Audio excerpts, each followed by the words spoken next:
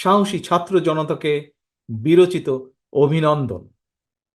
হাজারো শহীদের প্রাণের বিনিময় জনতার ঐতিহাসিক এই বিপ্লবের মধ্যে দিয়ে গণহত্যাকারী খুনি হাসিনার পতন হয়েছে, রাহুমুক্ত হয়েছে আমাদের প্রিয় বাংলাদেশ।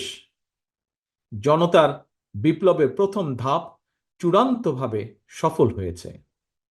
লাখো শহীদের প্রাণের বিনিময়ে অর্জিত বাংলাদেশ কখনো পরাজয় মানতে পারে না।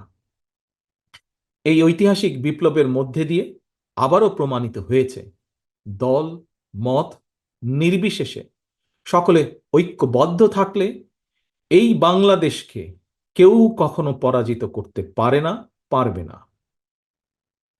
প্রিয় দেশবাসী, বিজয়ের এই ঐতিহাসিক মুহূর্তে আমি আজ সেই সব মায়েদের প্রতি বিনম্র শ্রদ্ধা জানাই, এই গণবিপ্লবে যারা তাদের প্রিয় সন্তানকে হারিয়েছেন।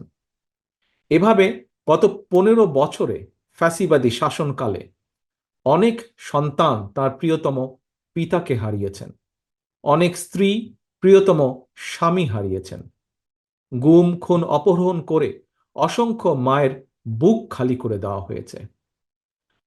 আপনাদের সন্তানের শহীদ মৃত্যু, স্বজনদের ত্যাগ, তিতিক্ষায় 2024 সালের 5ই আগস্ট প্রিয় বাংলাদেশ আরেকটি বিজয় দেখেছে।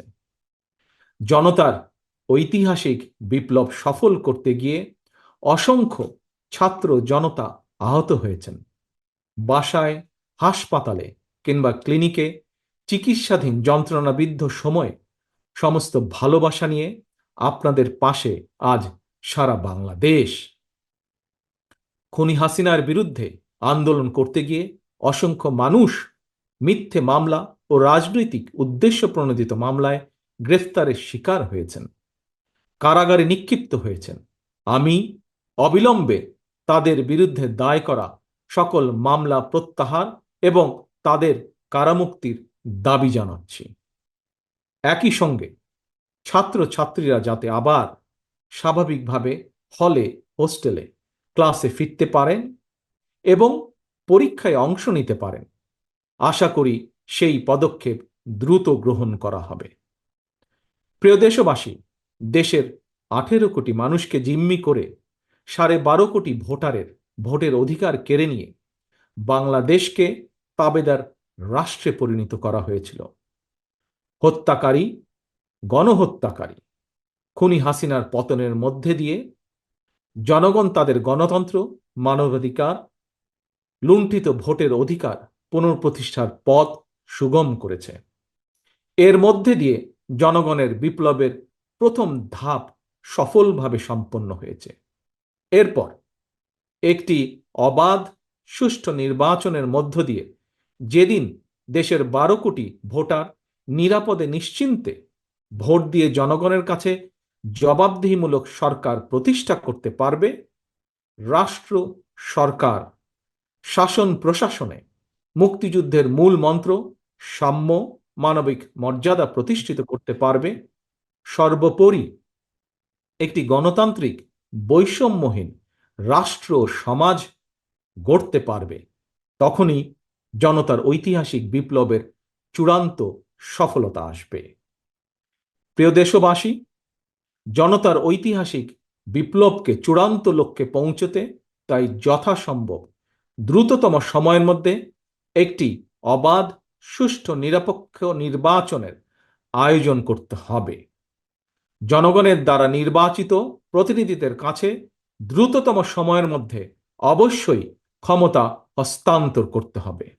একটি বৈষম্যহীন গণতান্ত্রিক বাংলাদেশ প্রতিষ্ঠার লক্ষ্যে একটি অবাধ, সুষ্ঠু নির্বাচন আয়োজনের জন্য বিএনপি সহ বাংলাদেশের প্রতিটি গণতান্ত্রিক রাজনৈতিক দল সব রকমের সহযোগিতা করবে। প্রিয় দেশবাসী, এবার আমি আপনাদের কাছে একটি বিনীত আহ্বান রাখতে চাই। বিজয়ীর কাছে পরাজিতরা নিরাপদ থাকলে বিজয়ের আনন্দ মহিমান্বিত হয়।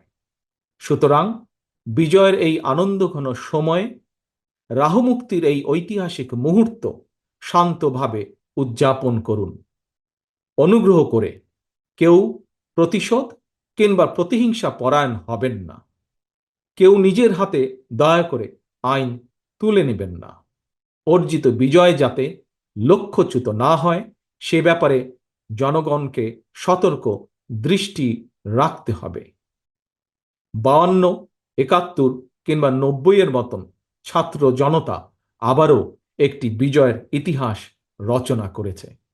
প্রিয় দেশবাসী, আবারও আপনাদের সকলকে বিরচিত অভিনন্দন। আল্লাহ হাফেজ। বাংলাদেশ জিন্দাবাদ।